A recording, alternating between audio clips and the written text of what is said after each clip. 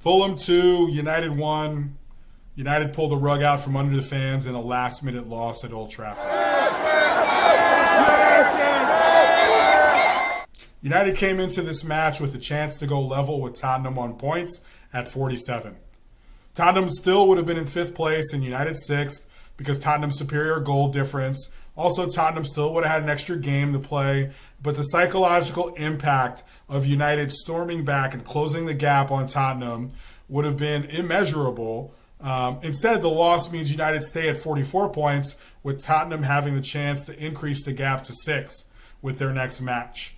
With Villa winning big today, United are now 8 points behind top 4 and a spot in the Champions League next season.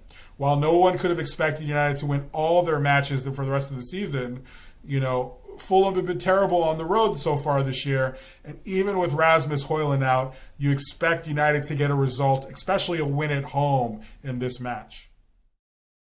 For the first key takeaway, United start out flat in both halves. Not sure if it had to do with, 2 starters going down this week, Shaw out for a few months, Højlund out for a few weeks with muscle injuries, or if it's the fact that we have 3 matches in our next 7 days. But United came out very flat in both halves.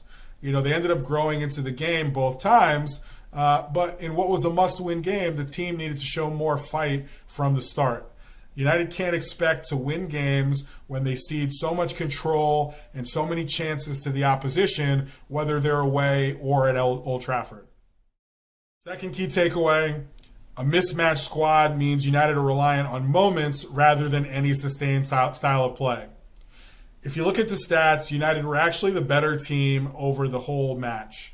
United had more shots on target, more big chances. Fulham's best player by far was their goalkeeper, a consistent theme with United. Also, United had more possession and a better XG. But stats don't tell the whole story here. For large portions of both halves, United couldn't progress the ball from defense to attack. And when Fulham had the ball, United's press was played through very easily. I mean, you can make an argument that it's the manager's job to teach players and to place them in the right positions to succeed, but I don't think that's the issue here. Part of it is injuries to Shaw changes the way we play building up, and having Lindelof out there as a left back means you can't play the same way you would with a traditional left back.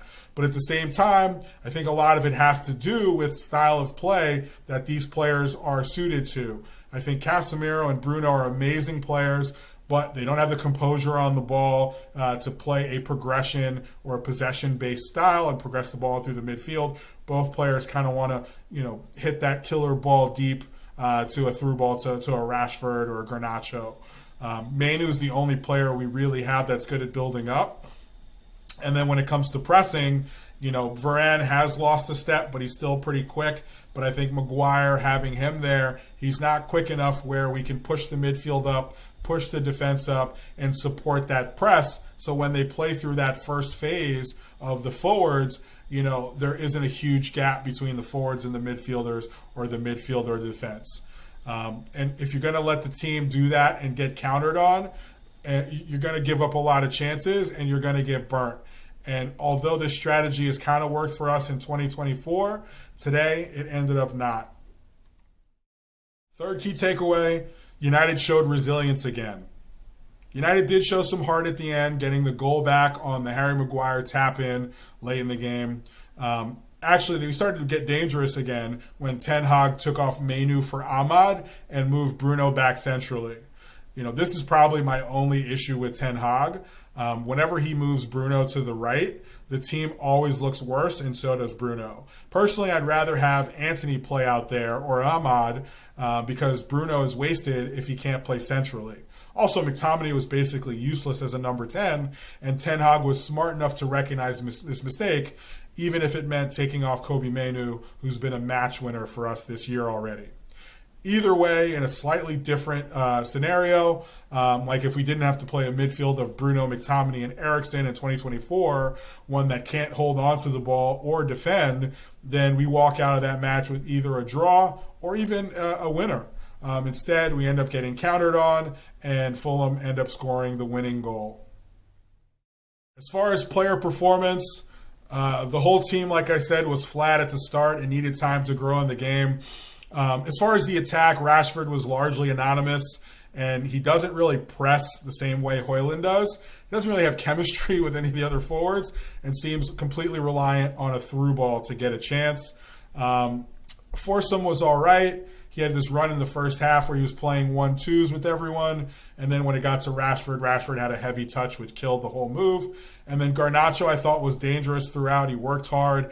End product still not great, but he did create a few chances and forced a save out of Leno. The midfield was probably the worst unit. I would say Bruno was the standout. He created our, only chances in the first half with his smart movement, but his, end product isn't there. Manu grew it into the game, but probably not his strongest game, especially how great he's been recently. And Casemiro, who I think is a little bit hesitant because of the way he's reffed in this league, he just wasn't that great. Ended up going off with a head injury, but he just doesn't look like he has the legs to play in this system. McTominay and Eriksen came on. McTominay wasn't great, didn't really do much. Eriksen was a little bit better, but, if we have someone with some legs who can, get in there, get stuck in, make a tackle, then, maybe we're able to snuff out that winner that Fulham came up with at the end. In defense, I would say Maguire, he's the obvious standout here just because he scored the equalizer. But overall, the defense wasn't great. I thought Lindelof did well considering. Dalot was okay, same with Varane, but not as sharp as they've been recently. And because they can't press, because of the lack of speed, it hurts the team in general. Onana didn't really have a lot to do. He had a couple saves, and I thought his distribution was pretty good, but he did guess wrong on that Iwobi winner, and he might have been able to save that shot if he was a bit more composed. United have 2 matches this week. They go to Forest on Wednesday in the FA Cup, a place they've already lost. Then they play City next Sunday away. I think Forest is winnable, but I'm struggling to imagine a scenario where we beat City.